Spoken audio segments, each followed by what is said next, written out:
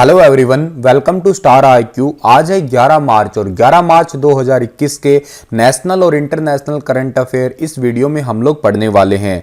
अगर आप star IQ पे पहली बार आए हैं तो इस चैनल को सब्सक्राइब जरूर कर लीजिएगा और मेरे द्वारा पढ़ाए गए सभी लेक्चर्स का पीडीएफ फाइल चाहते हैं तो आप मेरे Telegram channel star IQ PDF को जरूर ज्वाइन कीजिएगा।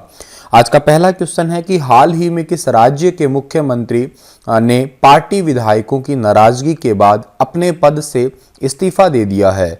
बेसिकली आप यूं याद करिएगा कि रिसेंटली जो है उत्तराखंड के मुख्यमंत्री जिनका नाम है त्रिवेंद्र सिंह रावत, उन्होंने जो है अपनी पार्टी विधायकों के नाराजगी की वजह से जो है वो इस्तीफा दे दिया है। बी ऑप्शन जो है इस क्वेश्चन का हमारा वो बिल्कुल ठीक है।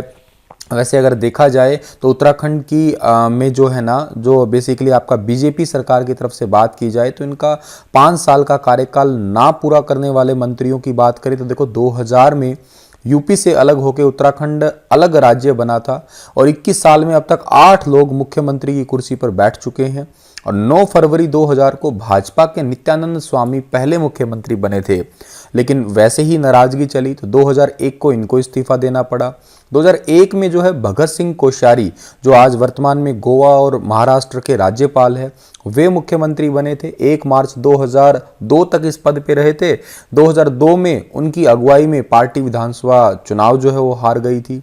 और 2002 की बात की जाए तो कांग्रेस के नारायण दत्त तिवारी मुख्यमंत्री बने थे। उन्होंने 5 साल का कार्यकाल पूरा किया और 2007 में कांग्रेस विधानसभा चुनाव वो हार गए थे। 2007 में फिर भाजपा को पूर्ण बहुमत मिला और 8 मार्च 2007 से 23 जून 2009 तक भुवन चंद्र खंडूरी सीएम रहे।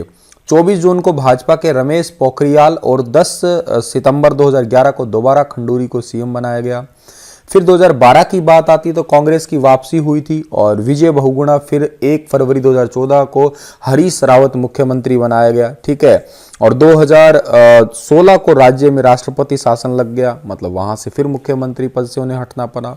और 2017 में भाजपा को पूर्ण बहुमत मिला और तीसरी बार भाजपा सरकार बनाई, लेकिन त्रिवेंद्र सिंह रावत मुख्यमंत्री बने तो सही लेकिन अभी इन्हें इस्तीफा देना पड़ा। और ये है उत्तराखंड की राज्यपाल बेबी रानी मौर्य, इन्होंने अभी रिसेंटली त्रिवेंद्र सिंह रावत ने इस्तीफा सौंप दिया है।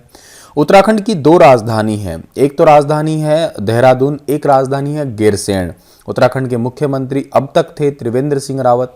एक इंपॉर्टेंट बात है थोड़े दिन पहले की यहाँ पे कि 24 जनवरी 2021 को जो है ना एक दिन के मुख्यमंत्री बनी थी सृष्टि गोस्वामी यहाँ पे, और उनको ये मौका दिया था इन्होंने ही बालिका दिवस पे, राष्ट्रीय बालिका दिवस के उपलक्ष्य में।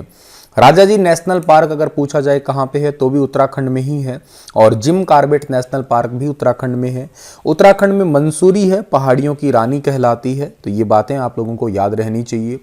अगला क्वेश्चन हमारा क्या होगा, किस कंपनी ने भारतीय क्रिकेटर रोहित शर्मा को अपना ब्रांड एम्बेसडर नियुक्त किया है? किस कंपनी ने नियुक्त किया है? तो इस क्वेश्चन का सही आंसर होगा ग्लेनमार्क फार्मा, यानी कि ए ऑप्शन जो है इस क्वेश्चन का हमारा वो बिल्कुल ठीक रहेगा। ग्लेनमार्क फार्मा जो है इस कंपनी के सीईओ का नाम क्या है? ग्लेन मारियो है और इस कंपनी की जो स्थापना हुई थी वो 1977 में हुई थी और इस कंपनी का हेडक्वार्टर कहाँ पे है? महाराष्ट्र में है। रोहित शर्मा दुनिया के पहले और एकमात्र बल्लेबाज है जिन्होंने 4 T20 तक बनाए हैं। रोहित शर्मा वनडे में अब तक 3 दोहरे शतक लगाने वाले दुनिया के पहले और एकमात्र बल्लेबाज हैं। रोहित शर्मा एकमात्र ऐसे बल्लेबाज हैं जिन्होंने वनडे के अंदर 150 प्लस की 8 पारियां भी खेली है, तो ये काफ़ी इंपॉर्टेंट बातें हैं इनकी। इनको जो है अभी हाल ही में ग्लेनमार्क फार्मा कंपनी का ब्रांड एम्बेसडर बनाया गया है। बढ़ते हैं आगे, अगला क्वेश्चन क्या होगा, इस पुरस्कार से सम्मानित भारतीय एथलीट ईशर सिंह देओल का हाल ही में निधन हो गया है। तो ये भारतीय एथलीट ईशर सिंह देओल जो है ये इनका भी हाल ही में निधन हुआ है। 91 वर्ष की उम्र में जो है निधन हुआ है और कहाँ पे? चंडीगढ़ में इनका निधन हुआ है, ठीक है। और ध्यानचंद राष्ट्रीय खेल पुरस्कार से सम्मानित है, डी ऑप्शन सही है। इनको राष्ट्रपति थी उस टाइम की प्रतिभा सिंह पाटिल, इन्होंने जो है सम्मानित किया था। ईशर सिंह देओल आपको फोटो में दिखाई दे रहे होंगे, यही है ईशर सिंह देओल। भारतीय एथलीट है और 1951 से 1960 तक शॉटपुट और डिस्कस थ्रो में इन्होंने प्रमुख रूप से जो है भाग लिया था। इनका जन्म हुआ था 7 सितंबर 1929 को पंजाब के लुधियाना के रंगवाल में इनका जन्म हुआ था और भारतीय एथलीट महासंघ के उपाध्यक्ष और चयन समिति के सदस्य के रूप में भी ये काम कर चुके हैं। ये 2009 में जो है इन्हें उस समय की राष्ट्रपति प्रतिभा पाटिल, या भारत की एकमात्र महिला राष्ट्रपति प्रतिभा पाटिल ने खेलों में आजीवन योगदान के लिए ध्यानचंद राष्ट्रीय पुरस्कार से इन्हें सम्मानित किया है। और एक बात और इंपॉर्टेंट है कि 1951 में इन्होंने देश और राज्य के लिए कई सारे पदक जीते थे। और 1982 का एक इंपॉर्टेंट है कि इन्होंने एशियाई दिग्गज एथलीट मीट में गोल्ड मेडल जीता था, जो सिंगापुर में आयोजित हुई थी। वैसे एशियाई खेल पहली बार 1951 न्यू दिल्ली के अंदर आयोजित किए गए थे। अगला क्वेश्चन है, हाल ही में किस देश के प्रधानमंत्री को कैम्ब्रिज एनर्जी रिसर्च एसोसिएट द्वारा वैश्विक ऊर्जा और पर्यावरण नेतृत्व पुरस्कार से सम्मानित किया गया है? तो अभी हाल ही में प्रधानमंत्री जो हैं ये हमारे भारत के ही प्रधानमंत्री हैं, नरेंद्र मोदी हैं। और नरेंद्र मोदी को ही अभी recently Cambridge energy research associate जो है, जिसको हम लोग क्या कह सकते हैं, CERA, ठीक है, कैम्ब्रिज एनर्जी रिसर्च एसोसिएट जो है इसके द्वारा सम्मानित किया गया है। अच्छा, ये सम्मानित क्यों किया गया है? क्योंकि दुनिया के भावी ऊर्जा जरूरतों को पूरा करने के लिए इन्होंने जो है वो कोशिशें की हैं। वैसे ये अवार्ड 2016 में जो है वो देना शुरू किया गया था।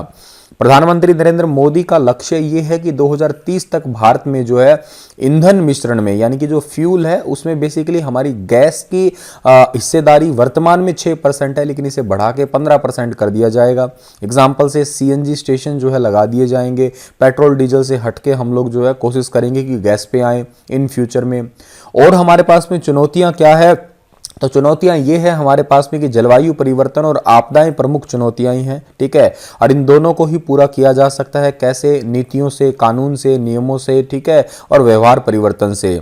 एक और इम्पॉर्टेंट बात है कि इनको ये अवार्ड इसलिए भी मिला है क्योंकि शेर, बाघ, तेंदुए, जल पक्षी, इनकी आबादी पिछले सालों में जो है, पिछले 7 सालों में बढ़ी है और बढ़ने में इन्होंने योगदान भी दिया है। कैसे योगदान दिया है कि जैसे एग्जाम्पल से थोड़ा टाइम पहले ही गुजरात में जो है एक सरदार वल्लभ भाई पटेल जूलॉजिकल पार्क का उद्घाटन भी प्रधानमंत्री नरेंद्र मोदी ने किया है। और प्रधानमंत्री नरेंद्र मोदी की ही योजनाओं की वजह से जो है इनकी संख्या में बढ़ोतरी हुई है, ठीक है। और के साथ में जो है अमेरिका को भारत LNG यानी कि जो आपका लिक्विड नेचुरल गैस है इसका एक प्रमुख आपूर्ति करता है। इन फ्यूचर जो है हम लोग, मैं कह रहा हूं कि हम लोग गैसेस पे जाएंगे। तो ये सारी नीतियां हैं भारत की, इस वजह से जो है ये प्रधानमंत्री नरेंद्र मोदी को इस अवार्ड से सम्मानित किया गया है अभी रिसेंटली। किस देश की सरकार ने विभिन्न क्षेत्रों में उत्कृष्ट योगदान देने वाले 9 प्रसिद्ध हस्तियों और एक संगठन को सर्वोच्च नागरिक पुरस्कार स्वाधीनता पुरस्कार 2021 देने की घोषणा की है? तो ये घोषणा की है बांग्लादेश ने, यानी कि बी ऑप्शन जो है इस क्वेश्चन का हमारा वो बिल्कुल ठीक रहेगा। 4 नागरिकों का नाम जो है वो बांग्लादेश मुक्ति संग्राम में उनके योगदान के लिए स्वतंत्रता सेनानी की श्रेणी में जो है मरणोपरांत किया गया है। और यह पुरस्कार बांग्लादेश की स्वतंत्रता के बाद 1977 से ही दिया जा रहा है। और इस पुरस्कार में 1 स्वर्ण पदक और 5 लाख टका, देखिए भारत की करेंसी तो है रुपया, लेकिन वहां की करेंसी बांग्लादेश की टका है, तो 5 लाख टका जो है वो नगद दिए जाते हैं इस पुरस्कार में। यहां बांग्लादेश का जिक्र था तो बांग्लादेश की राजधानी ढाका है, करेंसी टका है और शेख हसीना यहां की प्रधानमंत्री है। अगला क्वेश्चन है कि निम्न में से किस अभिनेता को 19 मार्च 2021 को international federation of film icons द्वारा सम्मानित किया जाएगा? ठीक है, इंटरनेशनल फिल्म जो अचीवर्स है, यानी कि या फेडरेशन ऑफ फिल्म अचीवर्स जो है इनके द्वारा सम्मानित किया जाएगा 19 मार्च को। किस अभिनेता को? अभिनेता का नाम है अमिताभ बच्चन, जो आपको फोटो में दिखाई दे ही रही है कि, तो खैर इनको आप सभी जानते ही हैं वैसे तो। जैसे ये अवार्ड है फिल्म फेडरेशन, की स्थापना 17 जून 1938 को पेरिस में हुई थी और वर्तमान में इसका हेडक्वार्टर ब्रुसेल्स बेल्जियम में है, ये तो याद कर ही लीजिएगा आप लोग। और अभिनेता जो है इंटरनेशनल फेडरेशन ऑफ फिल्म जो है इसके द्वारा इन्हें सम्मानित किया जाएगा। ये अभिनेता भारतीय सिनेमा के पहले शख्स हैं। ऐसा अवार्ड इन्हें क्यों दिया जाएगा? क्योंकि दुनिया भर में फिल्म जगत में इनका योगदान के लिए ये इस पुरस्कार से इन्हें सम्मानित किया जाएगा। हाल ही में किस देश ने कोविड-19 महामारी से लोगों को बचाने के प्रयासों को बढ़ाने हेतु अपने पहले बड़े टीकाकरण क्लिनिक का उद्घाटन किया है?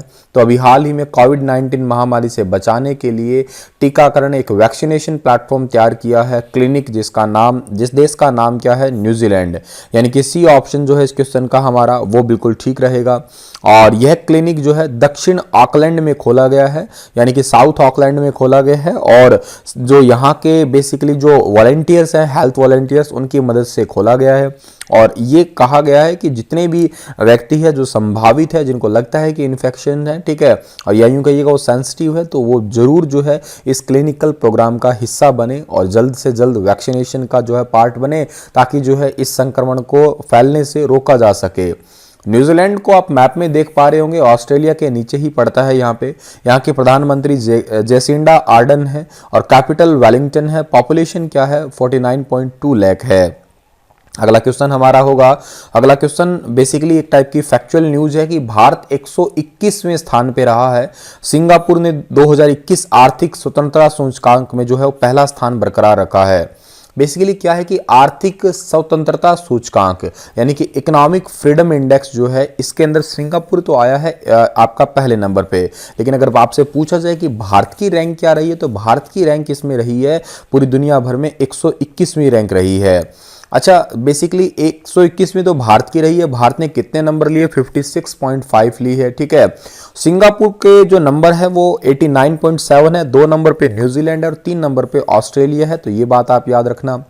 और ये जो आपका इकोनॉमिक फ्रीडम इंडेक्स है, ये एक रैंकिंग है जिसे 1995 में द हेरिटेज फाउंडेशन ने जो है इसे शुरू किया था, और दुनिया में जो है इकोनॉमिक फ्रीडम के हिसाब से मापने के लिए ये हेरिटेज फाउंडेशन जो है, इसके अध्यक्ष का नाम के.सी. जेम्स है और इसका हेडक्वार्टर वॉशिंगटन डीसी अमेरिका के अंदर है। और इससे रिलेटेड एक बात और बता देता हूं आपको मैं कि भारत में जो है 11 सितंबर 2020 को कनाडा के फ्रेजर इंस्टीट्यूट द्वारा जो है विश्व आर्थिक स्वतंत्रता रिपोर्ट आई थी, उसमें भारत का रैंक आया था 105वां। और 17 सितंबर 2020 को जो है वर्ल्ड बैंक ने जो है द ह्यूमन कैपिटल इंडेक्स 2020 एक रिपोर्ट जारी की थी, उसमें जो है भारत 174 देशों में 116वें स्थान पे था। तो ये रिलेटेड बात भी आप लोग याद कर ही लीजिएगा। एक और इंपॉर्टेंट बात है कि राष्ट्रपति रामनाथ कोविंद ने किरण बेदी को बेटन ऑफ ऑनर दिया है अभी रिसेंटली। बेटन ऑफ ऑनर क्यों दिया है? क्योंकि इन्होंने ही जो है अभी थोड़ा टाइम पहले इन्हें पुडुचेरी के उपराज्यपाल पद से हटाया गया था, लेकिन वहां पे जो है इन्होंने बहुत अच्छी सेवा दी है, ठीक है, बहुत अच्छे काम किए हैं। इसी वजह से जो है इनकी सराहना करने के लिए एक अवार्ड जो है इन्हें बेटन ऑफ अवार्ड जो है यह दिया गया है, या यूं कहिएगा बेटन ऑफ ऑनर का अवार्ड जो है इन्हें दिया गया है। किरण बेदी जो है 1972 में अपनी आईपीएस रहते हुए अपनी सेवाओं को इन्होंने शुरू किया था, पहली महिला आईपीएस अधिकारी है। 2004 में इन्हें जो है संयुक्त राष्ट्र से संयुक्त राष्ट्र पदक भी दिया गया था अपनी बढ़िया सेवाओं के लिए, उत्कृष्ट सेवाओं के लिए।